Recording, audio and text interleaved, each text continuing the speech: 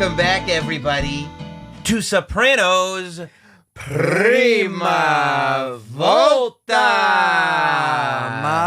Oh, isn't it nice to be back? Isn't it good to be here to be able to hash all this stuff out? It's not good, it's great. It's great. It's great. Great. Commendatore. Commendatore capisce. Of course, we are here to break down The Sopranos. Yes. My 189th time watching through. Ian Fidance, you're first. I'm a virgin, and I'm not afraid to say, I've heard virginity hurts, but it's a pleasure for me each time. I appreciate that, and that's why I have you here. Yes. Thank you. This is the episode where we break down the end of season 3. Of course, when we last left you last week. If you missed any of it, go back and watch it, leave comments, do the whole thing. But we watched Pine Barrens, which I feel like, you talk about being a Sopranos virgin. That is a rite of passage for you. You got through it. Bobby Bacala came and found you. You got out on the other side. You got yourself some Roy Rogers, made up for it. And now here you are, episode 12, Amor Fu.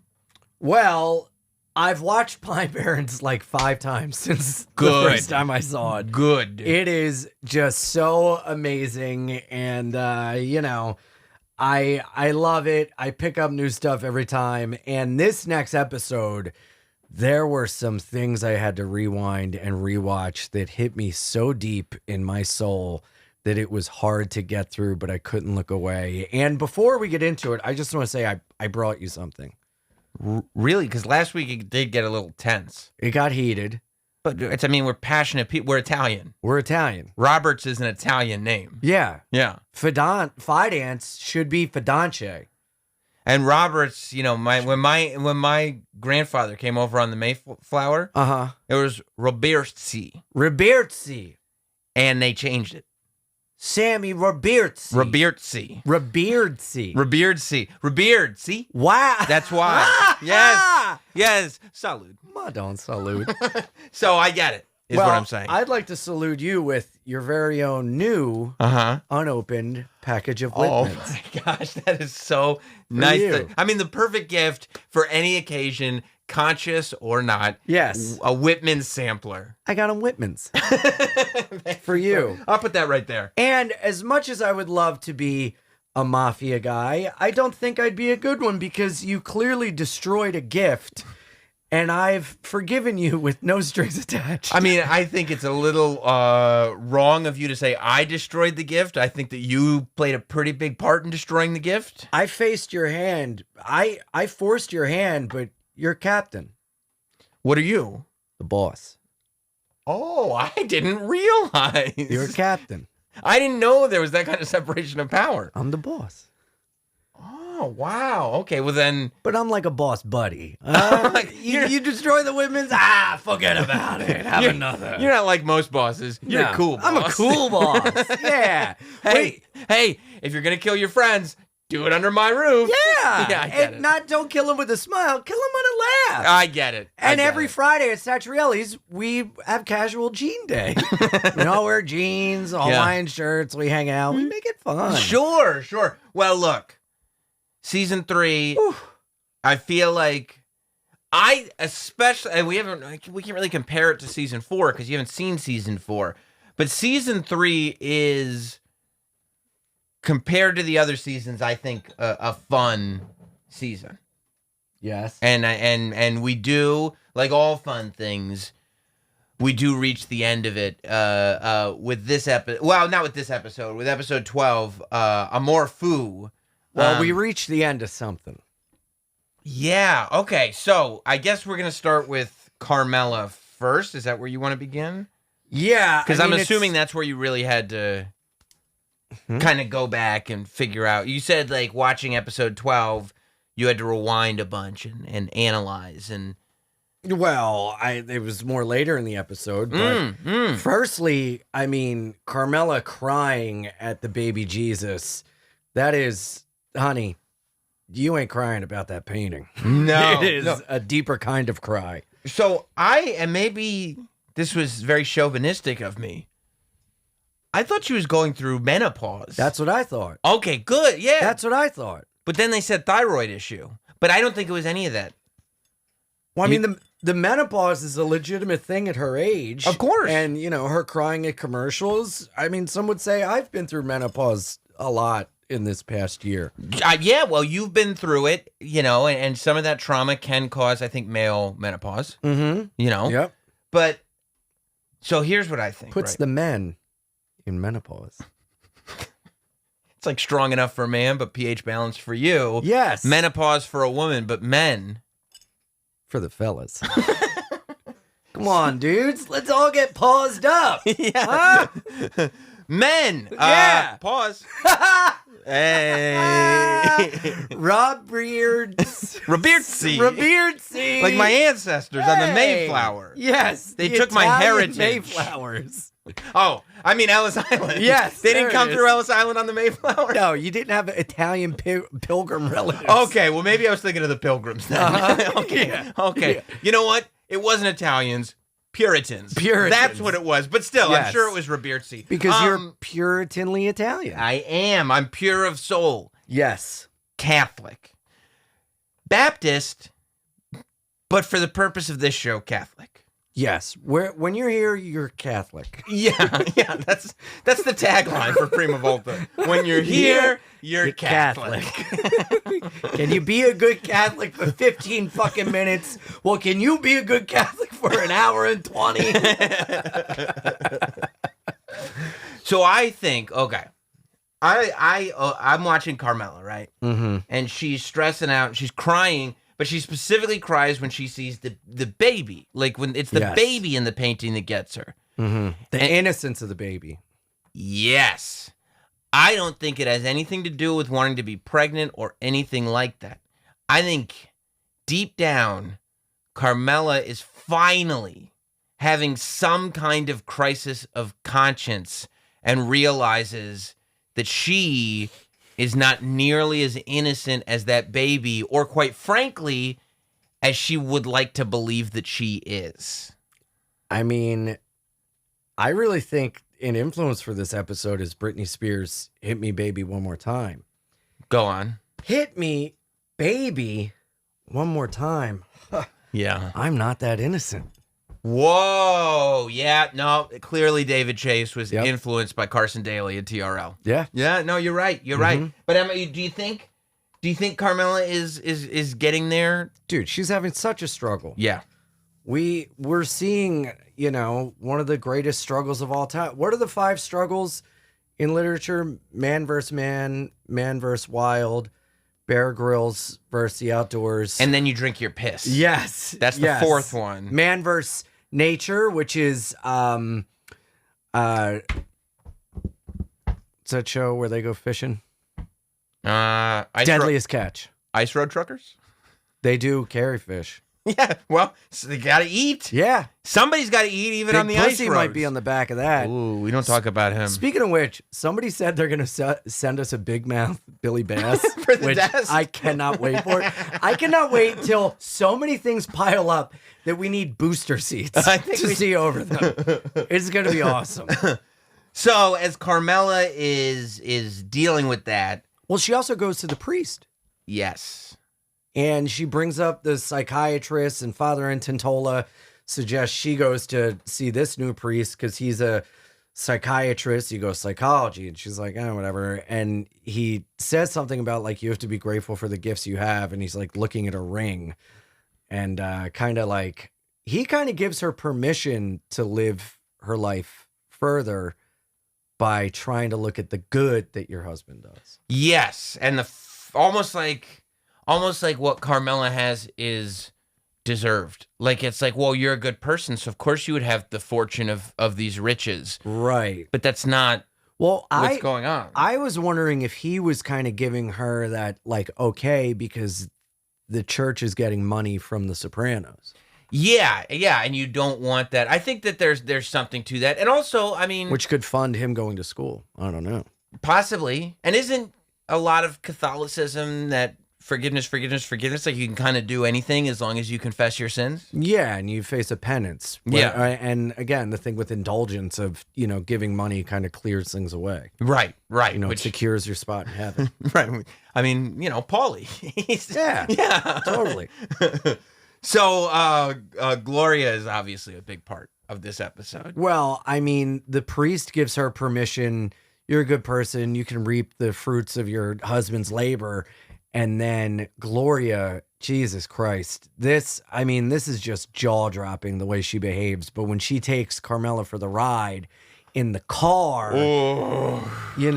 talk about info seeking. And she's like, that's a nice ring. And Carmela's going on about our daughter's at Columbia. And at first she goes, I'm a homemaker, blah, blah, blah.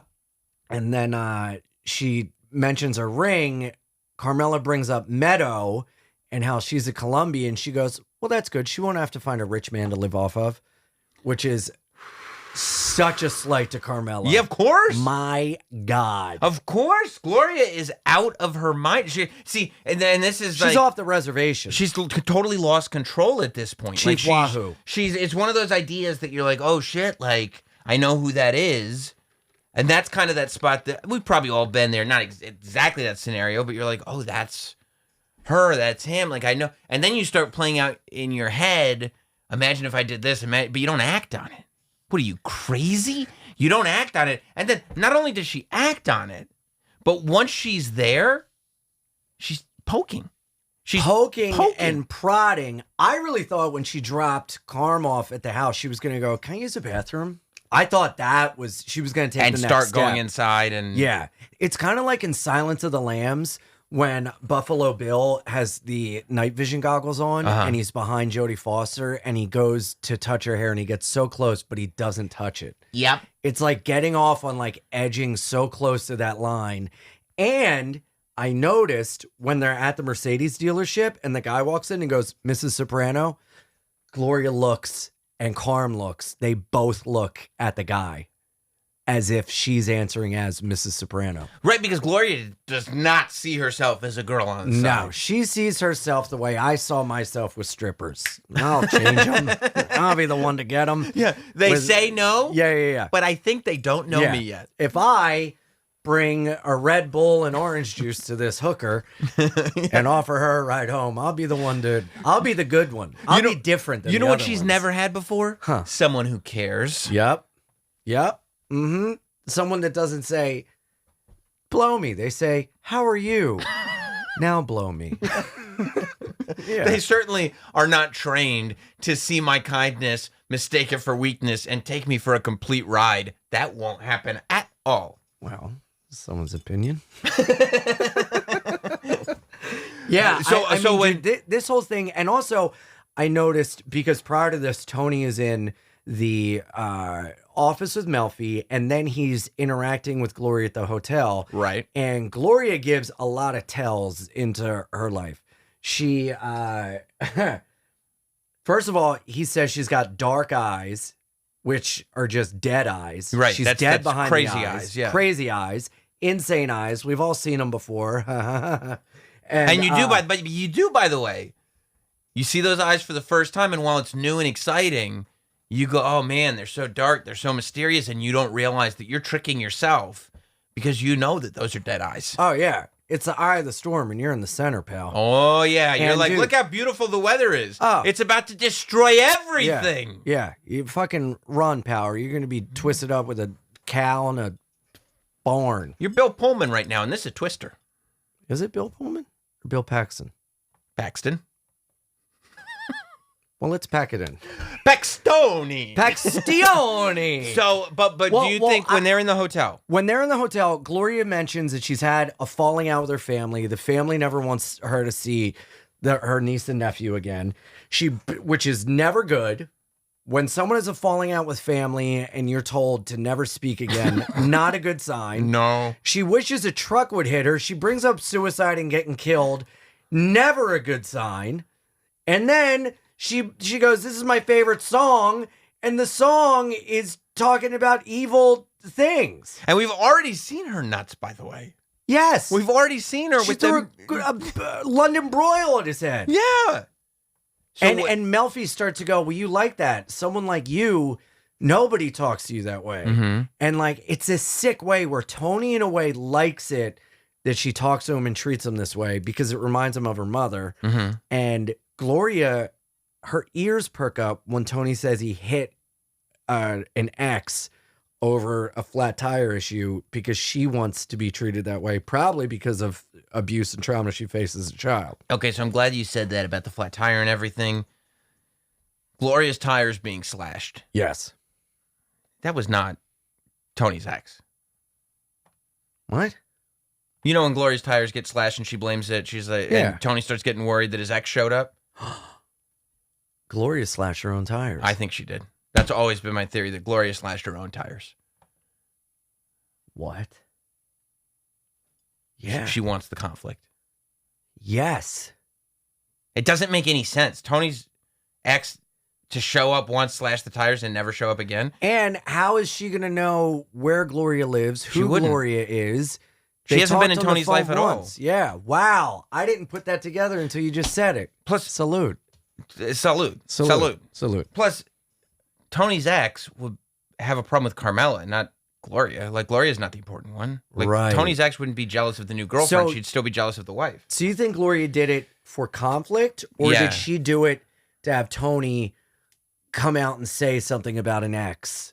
Or because Tony is oddly honest with Gloria. Well, yeah, I mean, because it's his mom. Right. You know, because he sees his mom. Like, Carmela is kind of the maternal figure that he wanted but didn't have. Yes. Gloria is the maternal figure that he had, and so he looks at Gloria like there is this closeness that he doesn't have, like because he didn't grow up with Carmela, he grew up with Gloria. Right. But no, I think that Gloria did it for the conflict and just because it's in her nature. I don't think it was because she wanted Tony to bring up something about an ex. I think it was because she wanted to live that conflict with Tony. Right. Well, Gloria gets off on drama and trauma, and it's a way to keep things exciting. And she really exhibits borderline personality disorder traits in terms of the devaluing, the causing issues, the painting someone black, which is when you immediately just like tear them down completely. The black and white thinking of, there's a book on borderline personality disorder called I Hate You, Don't Leave Me, which is exactly what she does. Yeah. She pushes him away. Don't leave, don't leave. I hate you. Don't leave, don't leave. Just switches like that to where when you're dealing with this person, you're like, I don't, like Tony is even stammering, talking to her. And when the whole, I mean, dude, that's why like the scene at her house when she was like, you don't care, like that is, I mean, that, whatever. I'm not going to get into it, but yeah. But again, it's how that's Tony's house. Dude, like that's when he's straight up, first of all, Gloria takes Carmela home and then has the audacity to call the home. And then, I mean, Tony's storming into the dealership. But that's what she wants.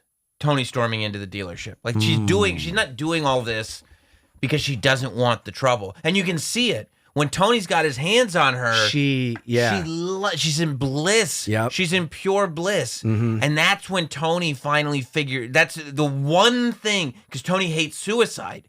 Yeah. Like trouble being around him and drama and everything, he'll never say he likes it. But because of how he was raised, there's something that feels like that's home. But suicide, he can't have that. We saw that with the Russian girlfriend. Yeah. We always see that. So the minute that she starts saying, kill me. No, that wasn't yet.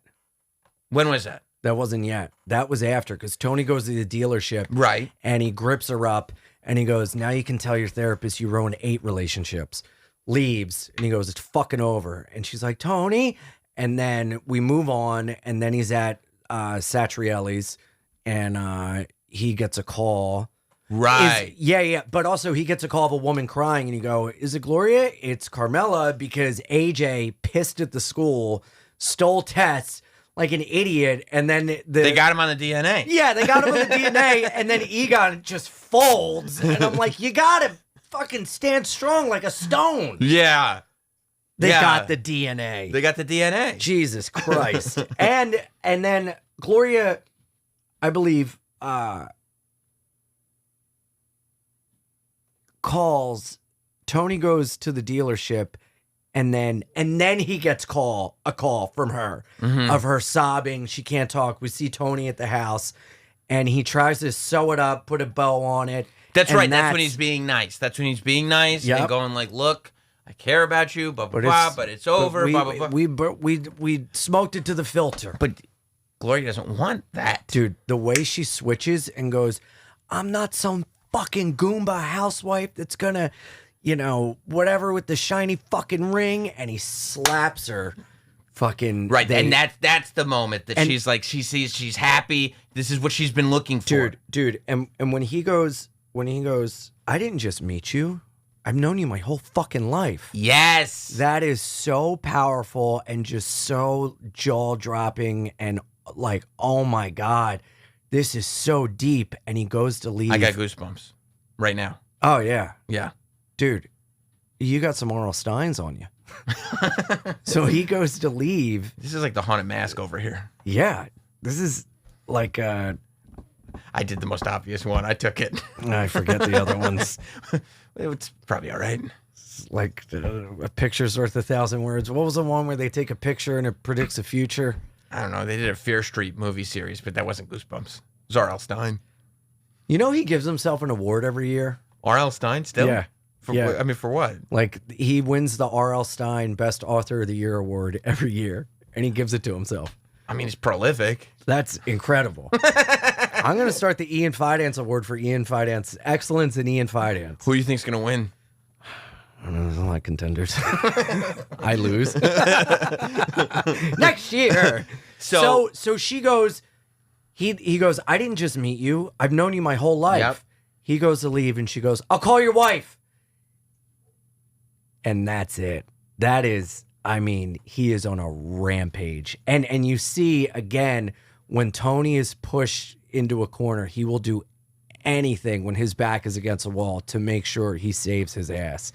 Yeah, and that's but the brilliance of Tony, like he's so lucky that this kicked in when it did, because he realized what she wanted.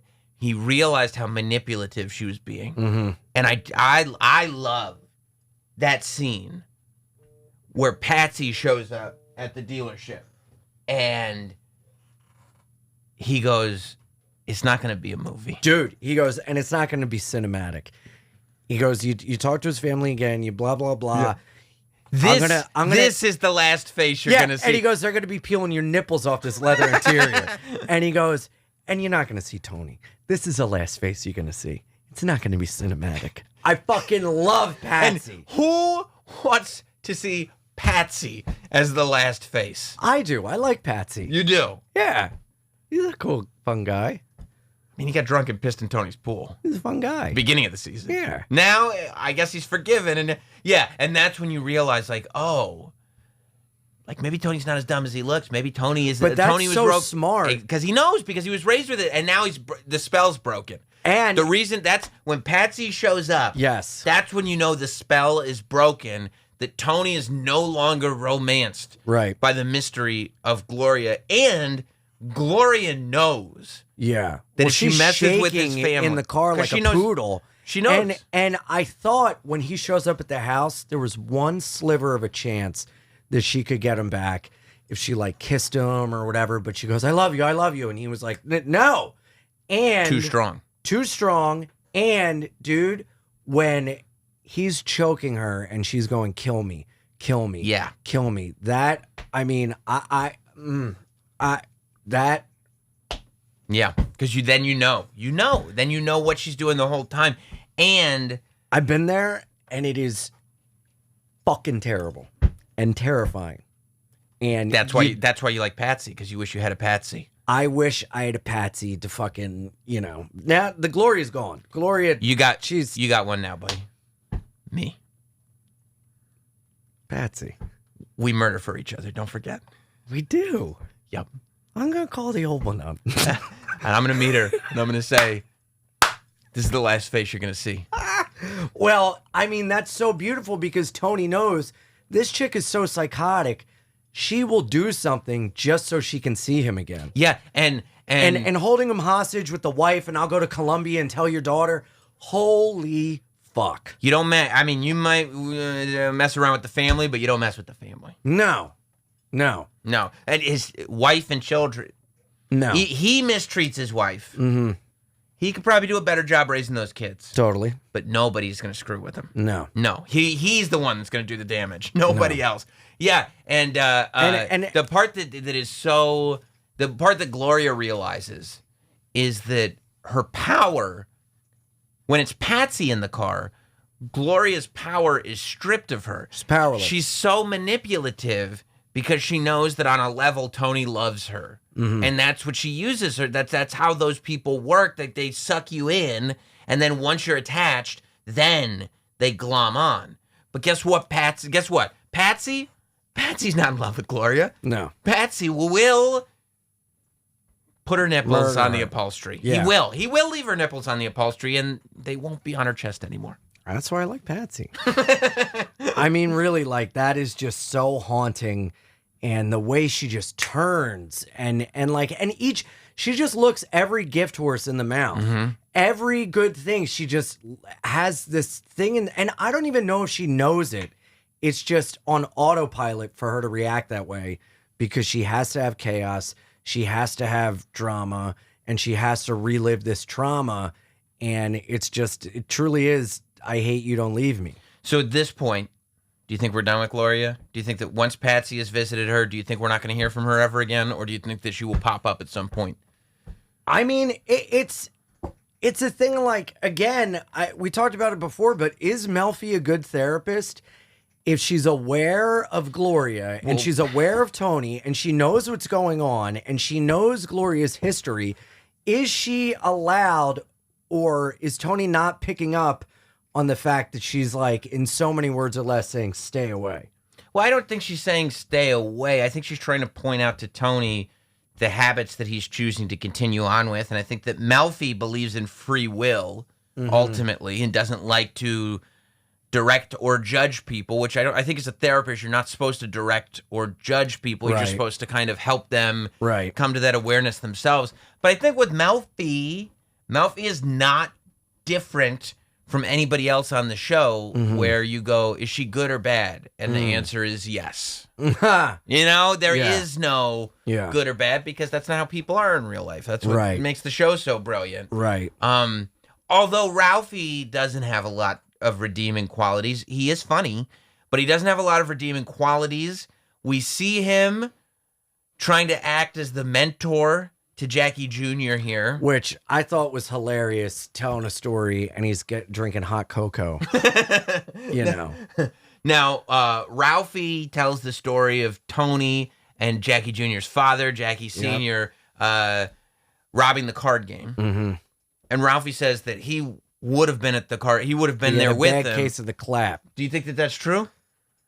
I don't know because the way he's telling it, knowing Ralphie and how like much of a hothead and whatever, for him to be looking back on it wistfully seems kind of odd. Well, I don't think so because you look at who was at that card game, who was amongst robbing it. Jackie LaManna. Well, Feach is a big deal, obviously, but you have Jackie Sr., who was the boss, and Tony, who became the boss. Mm-hmm. Ralph is not on that level. Right. So it's like the thinking could be like, when I'm saying these are the two people that were at the card game, it becomes the thing of legend because it's Jackie Sr. and Tony. This is the future. Oh, so you think he inserted himself in there? To be like, oh, I should have been, but it was the three of us. Maybe. And especially when he's talking to Jackie Jr. Right. I think he's trying to be like, because Jackie Jr. is going to be like, oh, Tony and my dad? No, Tony and your dad and the three of us. Right, he's fibbing a little. Right, because he as the mentor now, wants to be like, no, we're all equal. If he wanted it so bad, why would he let a little case of the get in the way? Yeah, you don't get bedridden. It's not COVID. Yeah, you don't get bedridden. No, him and Tom Hanks avoid the clap, Jimmy Dugan. I mean, yeah, but that's so funny because that inspires Jackie Jr. and Dino in the worst way. And you see these little things of like, they don't really want to do this. No. They just want the power, but they don't have what it takes to go through with it. Well, they're idiots. They're morons. They're not part of they're not anywhere near where Tony and Jackie Sr. were. Bev of Aqua 2.0. Yeah, the only difference between them and Matthew Bevilacqua is the bloodline.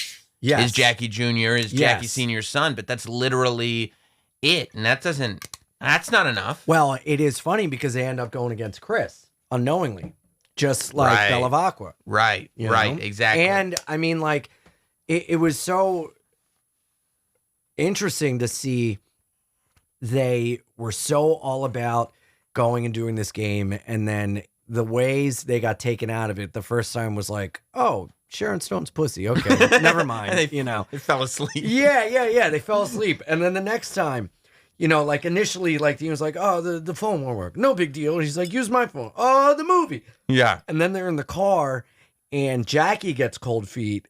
And then it all makes sense when he goes, fuck it, let's do it before the crank wears off. And it's like, these guys, they're on drugs. They're not thinking. They're all gacked up. It's going to be a disaster. And so they go, it's Eugene's card game. This is, I guess they figure Eugene is the new Feach. But they go into Eugene's card game. Which one's Eugene? Eugene is Sunshine? He's like the kind of tall, gangly looking one. Oh, that is Paulie's nephew. No, not little Paulie. Oh.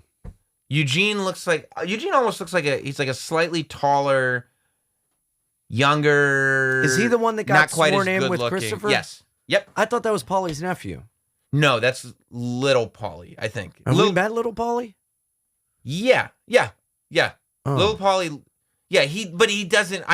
He looks similar to Eugene. Right. He looks similar, and they're in the same. Oh, so it was Eugene's card game. I believe it was Eugene's card game. Christopher's there. I love Sunshine.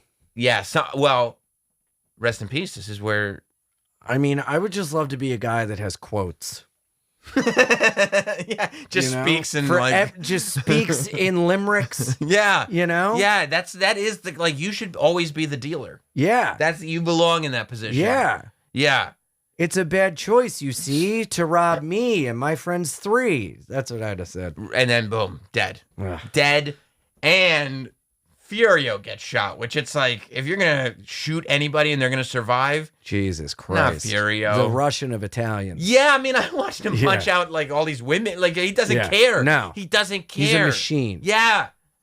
So Furio gets shot. All of his power is harnessed in his nose.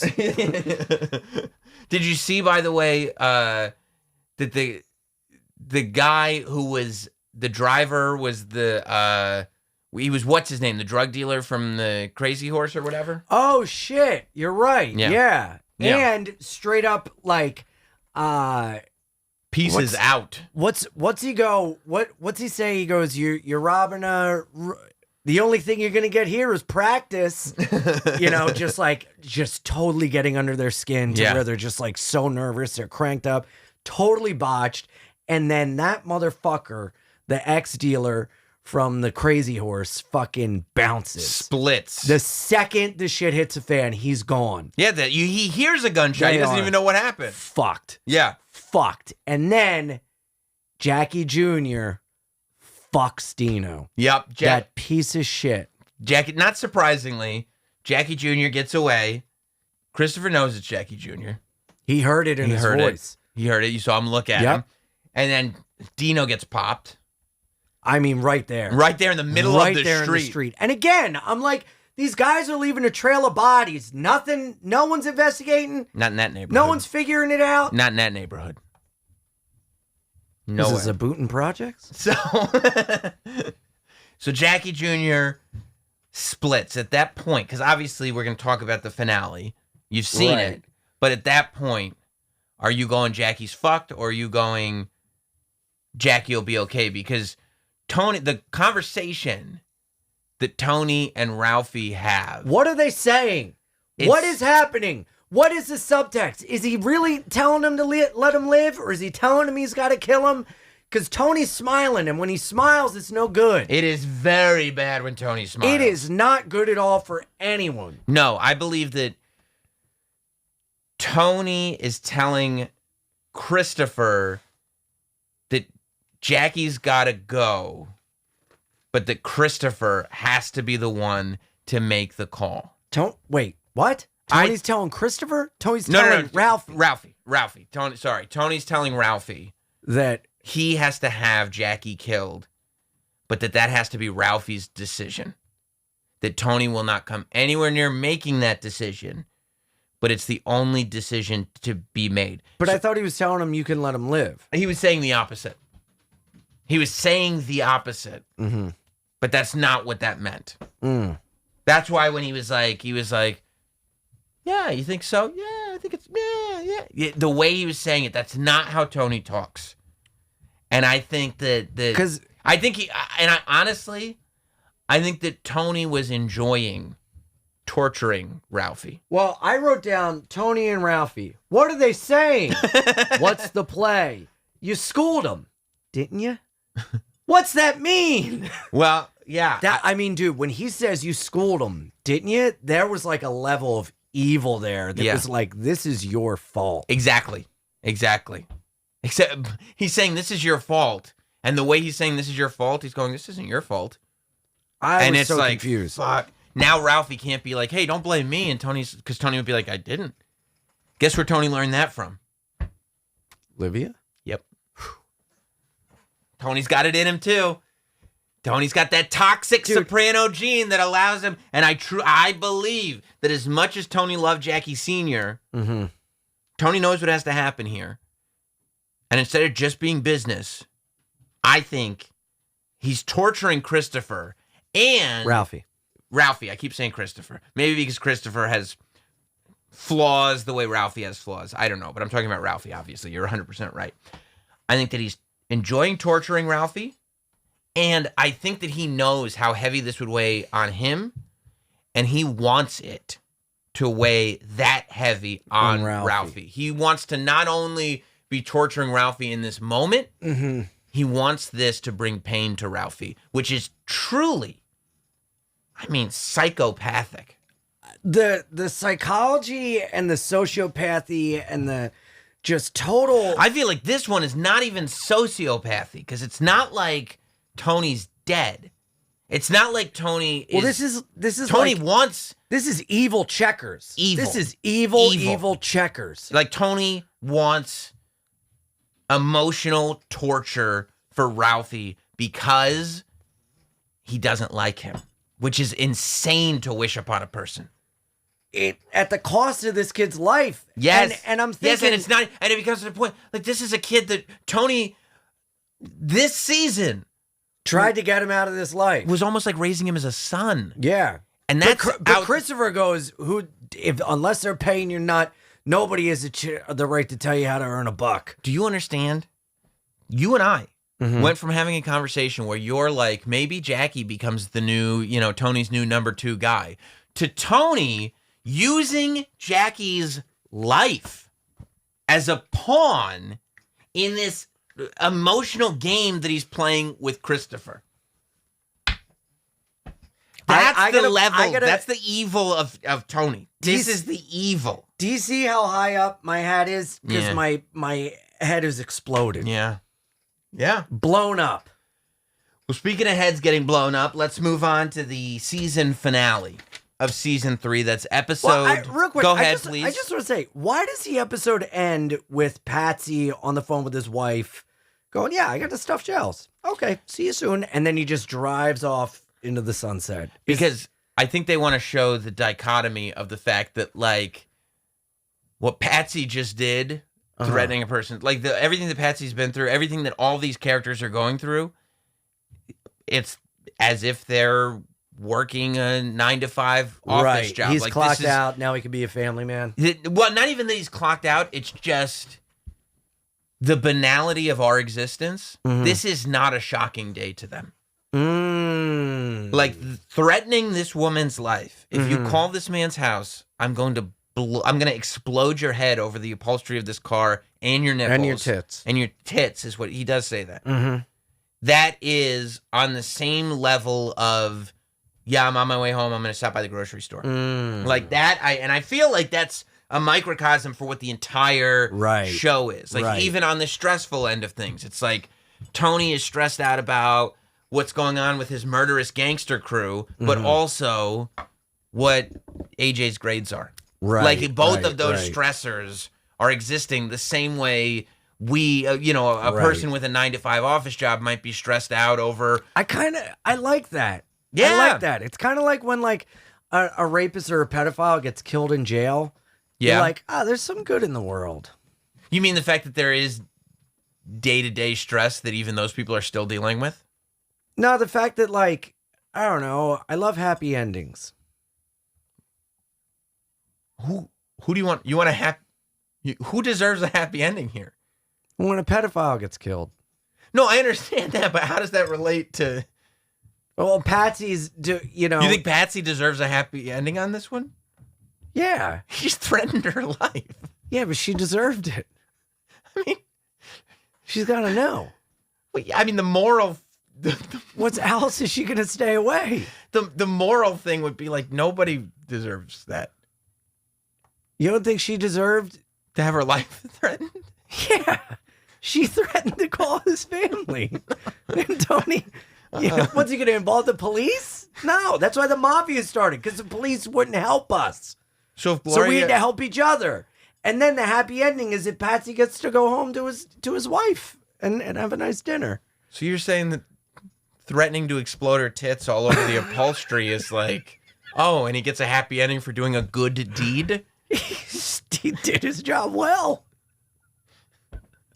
No, I mean, I didn't watch that going like, what a great dude Patsy is. I thought so. I mean, he's as immoral as anybody has ever been. He wins the Ian Fidance Award for excellence in Ian Fidance. He just threatened the life of a woman. And the reason that he threatened her life because she stepped out of line. Stepped out of line towards the family of the man who's responsible for Patsy's brother's death.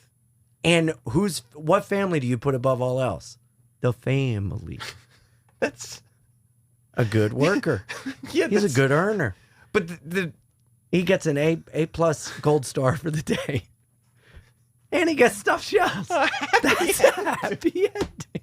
I mean, it's supposed to be that this is pointing out like, holy shit, this is so crazy. How could something as nuts and evil as that be so regular to him?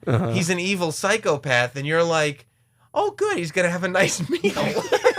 That's not it.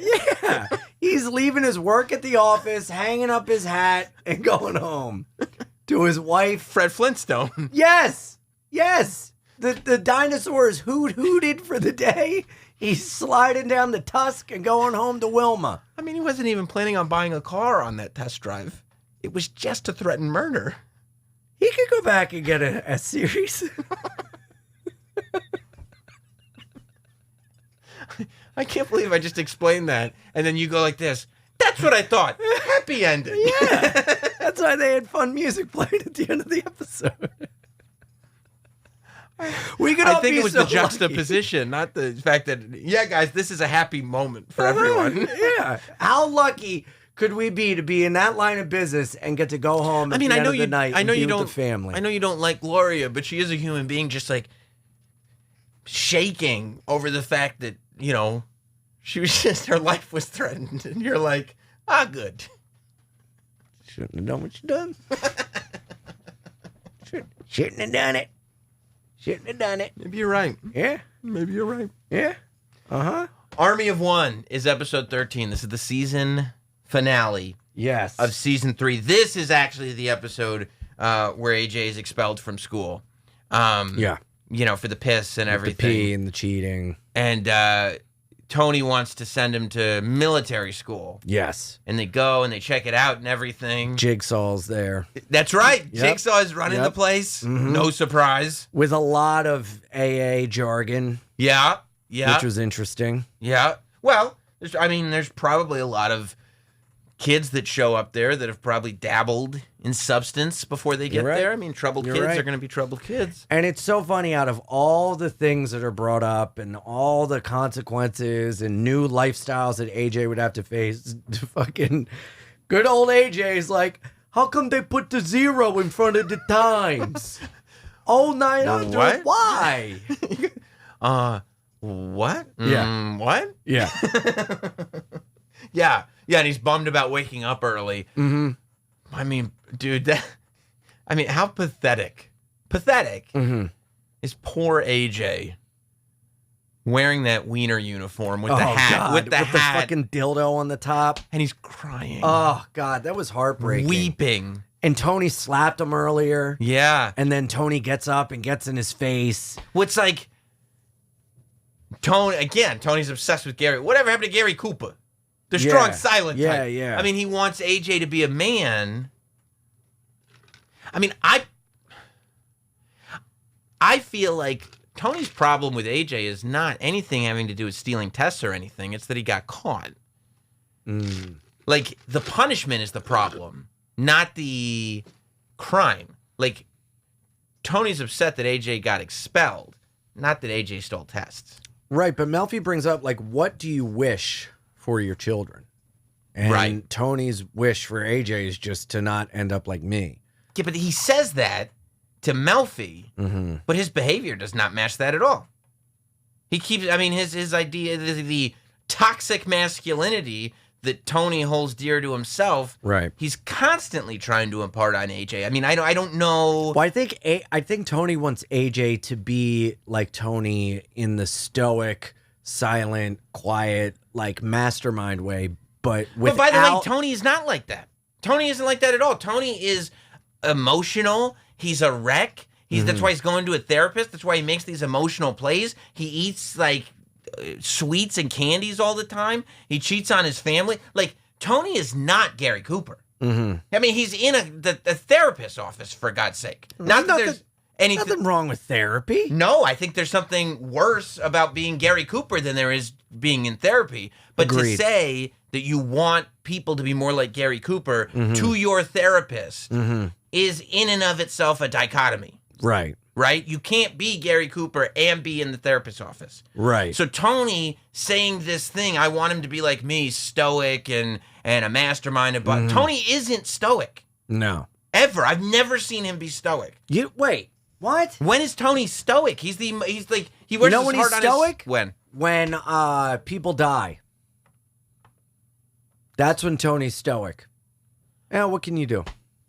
That's, what are you going to do? Being, masking your own emotions and being insensitive, that's not stoic. Is that not stoicism? Tony is stoic when he has to deal with anybody else.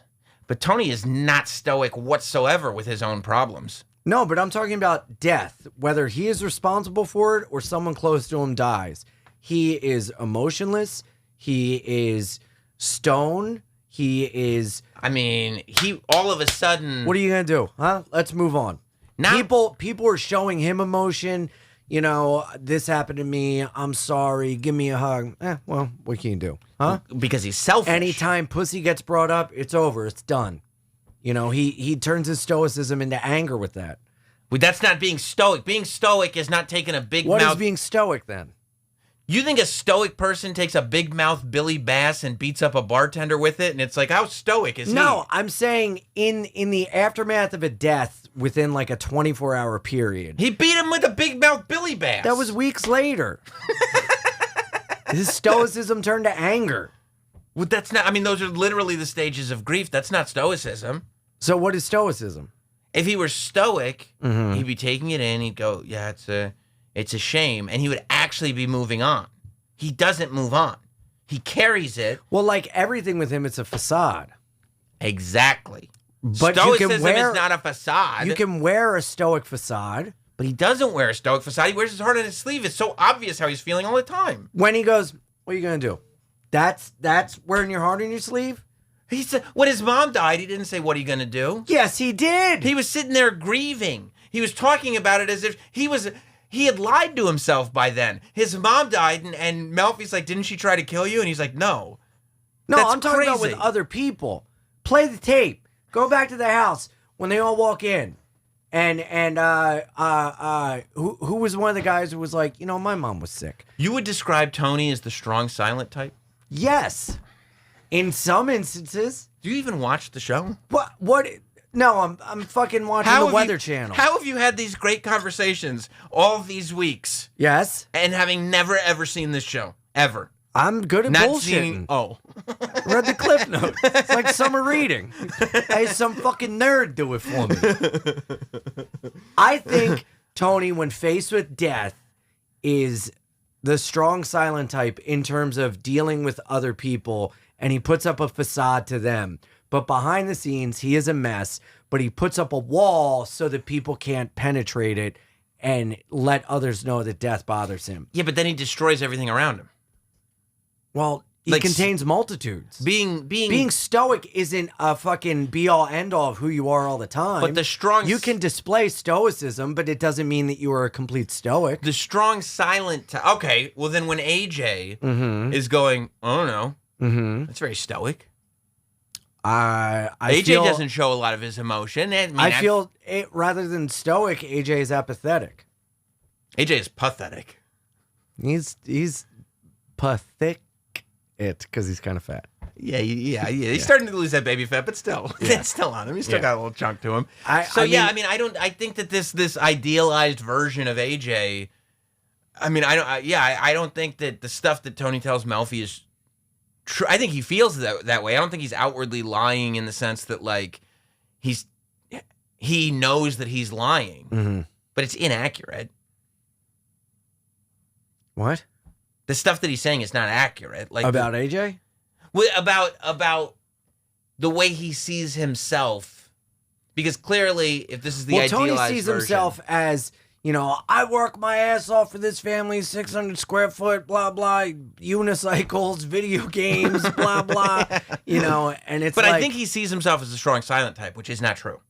Right, but he also sees himself when he goes, I work my ass off, as if he's clocking in and clocking out, going down to the coal mines and fucking one of the sanitation workers. He's like, I break my back, and it's like you sit in a chair and make calls. And have sex with women. Yeah.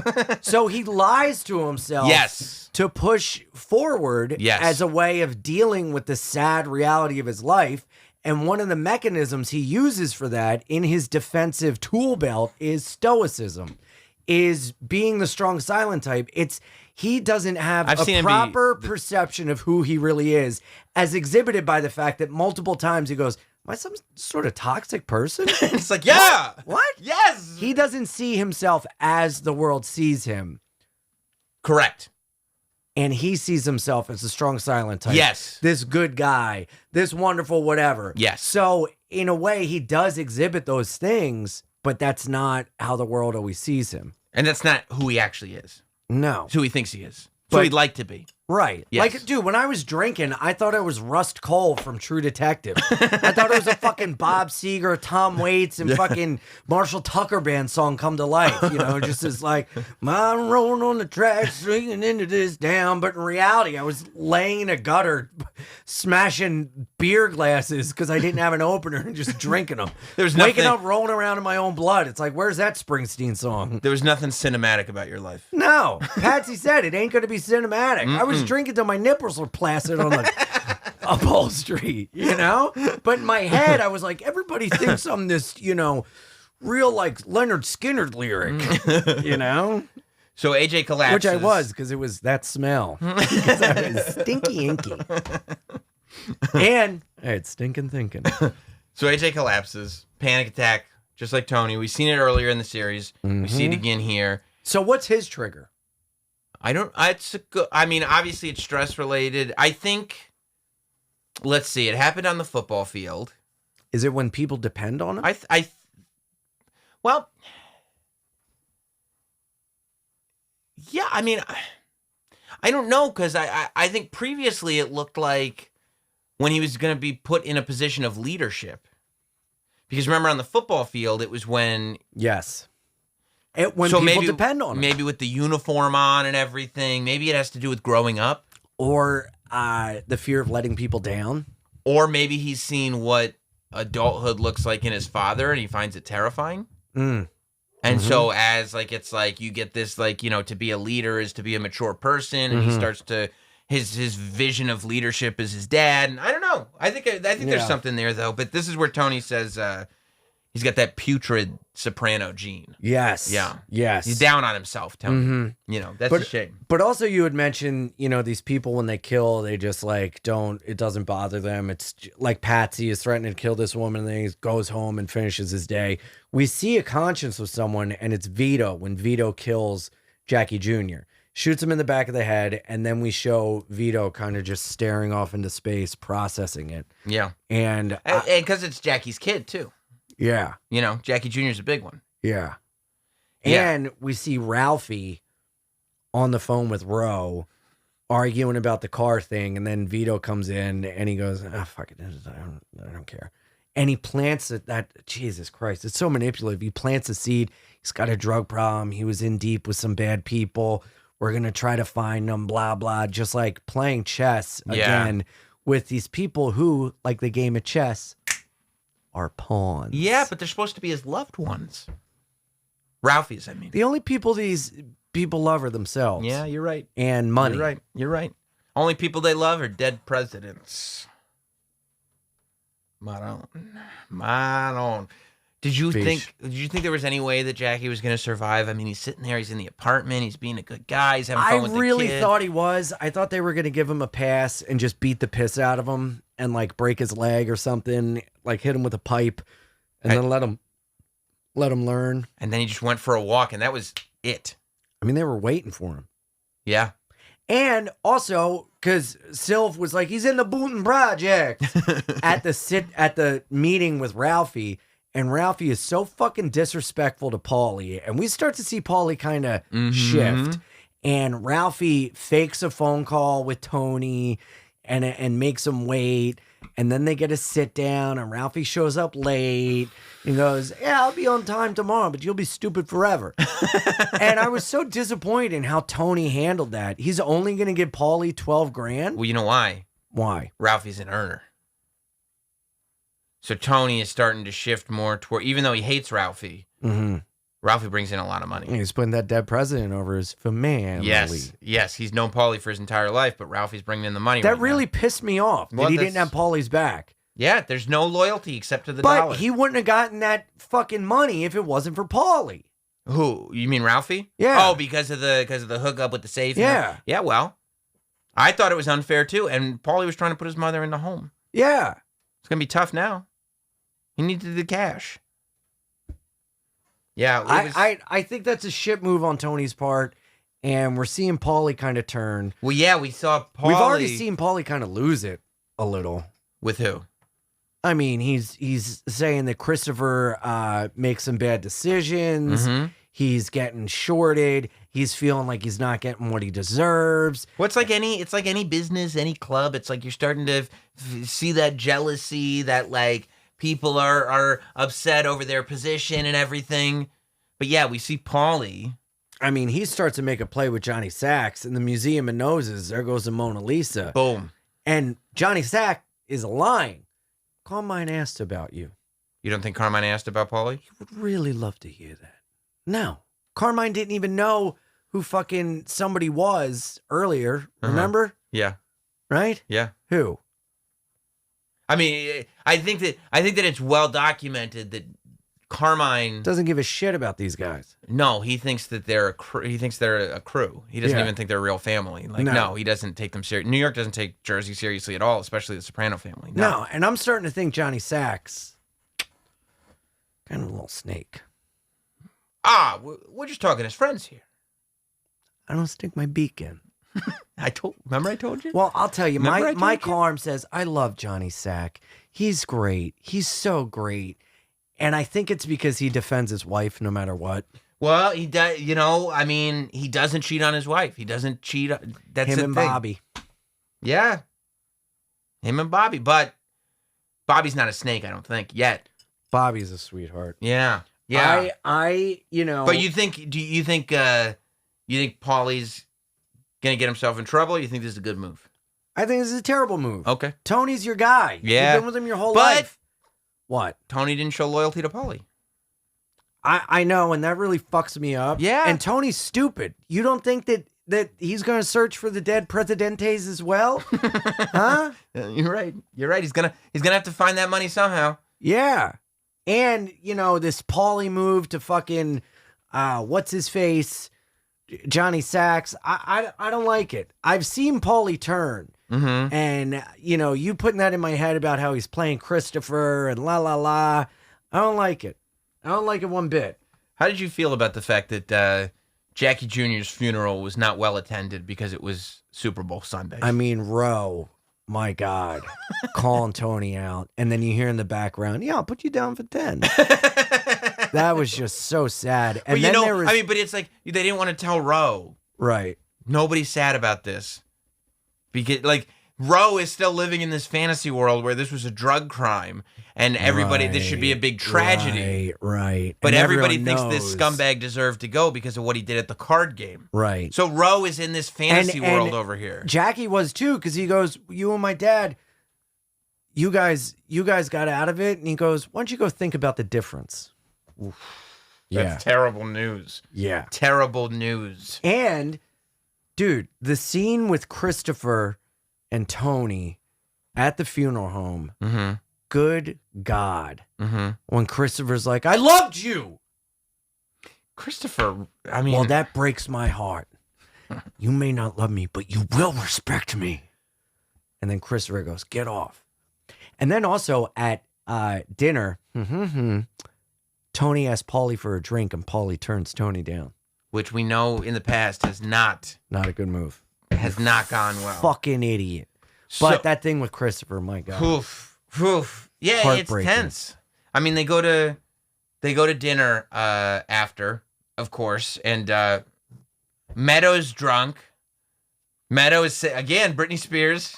Hit me one more time. Mm-hmm. Well, also in the kitchen afterwards with Jackie's sister. This is very important because on one end, Meadow is very anti-mafia and is mad about this. Mm-hmm. But then when an outsider comes in, it's almost like, oh, she's one of them. She's part of this. It's very Carmela, honestly. Yeah. It's very Carmela that when it's convenient, anti. Right. But when it comes down to it, because it is your life, this is the side I'm on, whether I'll admit it, I'm not. I thought it was interesting, it seemed as if Ro and her daughter don't give a shit anymore, because at the funeral, Ro is like, nobody's here. She calls Tony out, talks shit, and then Jackie Jr.'s sister talks shit to Meadow and calls it out, and they're just like done. Well, They've seen what this life does. Don't forget, Ro was Carmela. Ro was married to the boss. Right. Ro was married to Jackie Sr. Mm-hmm. And so you could do a whole series about Ro and the staircase that she's fallen down. You're talking about somebody who was the boss's wife. She was in Carmela's position. And Jackie Sr. dies. First, she ends up on her own. Then she ends up with Ralphie, of all people. Mm-hmm. Now, not only has she lost her husband, her son is dead. Yeah. I mean, of course she's over it. Right. And I mean, the idea that Carmela is still sitting there kind of blissfully enjoying it. I mean, she sees it. Right. Well, also, we really see that this life is only as good as the present. There's no future forward thinking, and we see Carmela kind of struggle with that, but we also see it in these people that die that were in this crew. In death, there's no love lost in death. It is just straight up like Big Pussy, his wife is struggling. It's fucking over. Doesn't These matter. people Smash that her had so card. much respect and were heavy hitters in life, in death, you're done. They just killed the boss's son. Yeah. And Ro is left with nothing. There's no retirement plan. What is she going to do? Jackie Jr. was AJ. Yeah. Can you imagine if somebody murdered AJ? Yeah. It's you know what I mean? I mean, once you're done, once you're out, you're out. And we see, it's been thematic from the very beginning. you'll be taken care of. Don't worry. You never have anything to worry about. That's not true. No. Once you're out, you're out. I mean, it's like going to witness protection. You're on your own. Yeah. It is a life you will never be able to get back. And not only and there's in no life, bank account. It's not waiting there for you. Not only in life, but in death, it is just a path of nothing but destruction. Absolutely. Absolutely. Although Junior has a hell of a voice on him, doesn't he? My God. And I loved him and Bobby at the funeral. That was incredible. I thought it was 11. I told you 11 o'clock. I'm sorry. And he goes, Junior, look. And they're getting arrested. Junior just runs back to the car, leaves Bobby. That was such the perfect comic relief. It was so great. It was so great. But yeah, so the season ends with Junior singing and Meadow running off. I think Meadow's starting to have that same crisis. She's getting older that Carmela had. But before we leave this episode, before we leave season 3... we also see Janice, the fucking snake pig. Slithering up to fucking Ralphie. We do start to see hints of Janice and Ralphie, even though... I mean, Ralphie literally is dating Ro, whose son is dead. And he comes over to the funeral and watches TV. What? He's a bad guy. But, I mean, I think... the one character that we haven't talked about, we meet on this episode. How did you feel the first conversation between Adriana and Danielle? What, as you're watching that go on? I'm going, Adriana, what the fuck are you thinking? I gotta adjust my hat. This is too much. Yeah. I'm getting the chills. She meets a friend. Look, Adriana. Oh, I'm getting the chills. I gotta put a shirt on. I didn't realize you could have put that on at the beginning. What? I don't know why you weren't wearing that from the beginning. Because I want to show that I'm an earner and I got muscle. There's a stain on it. Yeah, I've been through some shit. It does look kind of like a blood stain. Yeah. It's either a blood stain or marinara. It's a little bit of both. Okay. But look, Adriana lives... Where did they go to get the blood out of their clothes? Because I need to know to get this stain out of this shirt. Because this is a great shirt. They probably got a dry cleaner in the neighborhood, I would think. Yeah.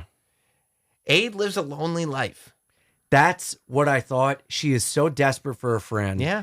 All she has is Christopher. That's it. Even in earlier episodes, every social thing they do, Christopher kind of muscles his way over it, and then she's left alone. I mean, immediately off the bat, Aid is fucking running her mouth, and Danielle plays her like a fiddle. Yeah. She compliments her shoes. They bond over something. She goes, I'm going to get a Starbucks. Yeah, I'll go with you. Mm-hmm. And Aid is like, murder.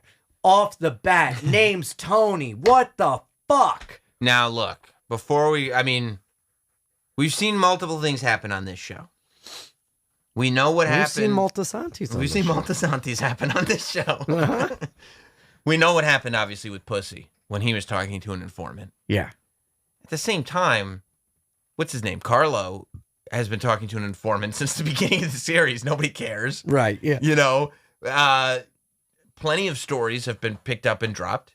I mean, don't forget, there was a bug in Tony's house for the first half of the season, and then Meadow just took the lamp to school. Yeah. So there's an infinite amount of ways that this relationship between Danielle and Adriana could go, especially because this is the end of a season. Yeah. So who knows what this looks like next season. What a fucking... Do you have any thoughts? Cliffhanger. Do you have any thoughts? I mean, what I would love to happen is... I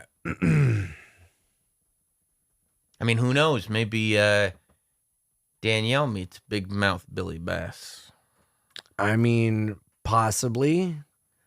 I really was hoping that Pussy and Skip would become friends, and Skip would let Pussy get off, and Skip would cover his back. That's how it works in the police. So I'm hoping that Danielle, well, no, because they get to know these people. They realize they're good guys and they're just fun guys. Like you watch the show. Yeah. Oh, happy ending. Yeah. Everybody deserves a happy ending. So maybe Danielle will be like, hey, I'm going to cut you. So I'm going to join your life now. Yeah. Yeah. It's okay if I join the mafia. I'll get you off. You join me in the mafia. Oh, yeah. Can I be a mafia lady too? Yeah. I think that'll happen. Okay. That's a good prediction. No, that's a pretty strong. I would love for Danielle to get hers because you don't. She's invading. She's a rat. Yeah. She's a fucking rat. That's right. Gnawing at the cheese to try to get up the ladder. And these FBI guys are such fucking pervs. Mm-hmm. They fucking, they all are adjusting themselves like they got a chance with her. Like she's some office slut. Right. Do you think they have a chance? No. Me neither. She's a wonderful lady, isn't she? Danielle? Yeah. No. Okay, I thought I was going to trick you. No. I can't be tricked. Are you kidding me? Danielle's a terrible person. Because she's trying to get Adriana? Yes. And Christopher? Yes. And Tony. And the family. The whole family. You don't do it. Carmela's going to be left with nothing if Danielle has her way. That's not right, is it? No. Does she even know what she would do to Carmela? You know who Danielle should meet? Patsy. Wouldn't that be nice? And Danielle's got a nice set of nipples that would look great on some upholstery. Well, Ian, we finished it. Season 3. There are those that call this the best season. Season 3. Really? Well, there are a lot of people call this their favorite season. That's I think more. A lot goes down in season 3. A lot. I mean, the show develops into something new in season 3 for sure. It changed my perception of Tony. Well, yeah, and I think with the death of Tony's mom, the entire show goes in a completely different direction than it would have had that not happened, and that's what makes season 3 the kind of bridge to what the show will become. Season 2 and season 4 are completely different shows. And this season 3, I think, is that bridge. I'm wondering, is Tony going to get another Gumar? Has he learned his lesson? What do you think? I think he's learned his lesson. The look on your face, the way you immediately scrunched every piece of flesh on your face, shows me that I could not be more wrong. But what about what's happened would make you believe that Tony has learned his lesson? I'm a fan of happy endings. You think Tony's not going to cheat on his wife anymore? He's going to learn his lesson because Melfi said, you won't leave her, but she'll leave you. And you think Tony's going to go, and he goes home and he goes, tried to have sex with Melfi. You look good. I mean, not like the past. Oh, I see. Tony can learn. He's not totally incorrigible. He can learn. And he got so close to the flame with Gloria, he doesn't want to fuck around again. I mean, how much of the day do you think Tony spends outside of his id? You know the id part of your brain? Mm-hmm. Tony is all id. Okay, now explain to me what it is. It's I mean, Tony spends all of his time trying to fulfill those short-term pleasure functions. Well, he of the does brain. need a way to escape. And I watched Son of Sam. Also, you should watch Sons of Sam, the documentary on Netflix about how there was more than one shooter, right. and I it's haven't all seen it part yet, of a but I know. satanic cult. Yeah. It's incredible. I bought the book, starting to read it. I'm a firm believer. You getting to the bottom of it? I'm getting to the bottom of something, and it's really taking up a lot of my time. David Berkowitz confessed, no? Yeah, but he also said that there was more than one shooter. Interesting. Yes, and he named names. Oh, boy. Anyway, That's John true. Leguizamo in that movie. It's a great movie, by the way. I love it. Is very Tony-esque in the terms that he can't stop cheating and he won't expose his wife to like the other side of him sexually because he's like, it's in the confines of marriage. And I'm like, if Tony could just bridge the gap and fuck his wife like he fucks these other girls. But he can't. He's trying to put him in wigs. He would. Oh, yeah, I know. You know, it doesn't work. I feel like I'm cheating on you with you. It's great. Like, that's not a... But also, by the way, speaking of Summer of Sam, you know what I always wondered? Is this going to be the winner of Sam? How do you... How do you convince This is the season of Sam. How do you convince your wife's cousin to have sex with you in the car in one car ride? That doesn't even speak English. She doesn't even speak English, and you're just like, this would be a good idea. And, like, your wife's cousin doesn't sit there going, like, you're fucking crazy. That's my cousin you're married to. Instead, the cousin's just like, okay, buongiorno. It sounds like a good idea. I mean, that's why I don't know if you remember my shirt, but the front of it really makes sense. Italians rule. Italians do rule. Because let me tell you something. Puritans couldn't pull that off. No. I'd be sitting there with my hat on like, hey. Yeah. Wife's cousin, should we have some sex? And my wife's cousin would be like, of course not. No, you're a Puritan. You'd be like, hey, do you want to pray? Yeah, and she'd be like, yeah, that sounds like a great idea. Let's say some Hail Marys and I'll get you home on time. We'd be praying in the car. David Burke would still come and pop us. It'd be for nothing. Yeah. It'd be for nothing. And John Leguizamo was praying that ass won't quit. Look, Summer Sam's a great movie. And the same actor that played Jackie Sr. is in Summer Sam. Great actor. Yep, drug dealer. But he is a drug dealer in that film. But I don't know that Jackie Sr. was dealing in drugs. I don't think so. He's a good guy. But they're all good guys. I love a happy ending. Yeah. And this is a happy ending. I hope you had a fun time watching. We appreciate you. Thank you for not leaving any spoilers in the comments. Really appreciate it. iAnimal69 on Twitter and Instagram. You know it. # Sopranos Prima Volta for the podcast. YouTube.com/NotSam. You guys are so cool. Appreciate the messages. Appreciato. Appreciato, grazie. And I will never have a cuore ingrata. And hit the subscribe button so you get alerted. Catch up on any episodes you've missed. We will be back for season 4. I've seen it before, but for Ian, it'll be his Prima Volta. Buona mare. Bruno Mars? Bruno Mars. These guys, I hope, are not locked out of heaven.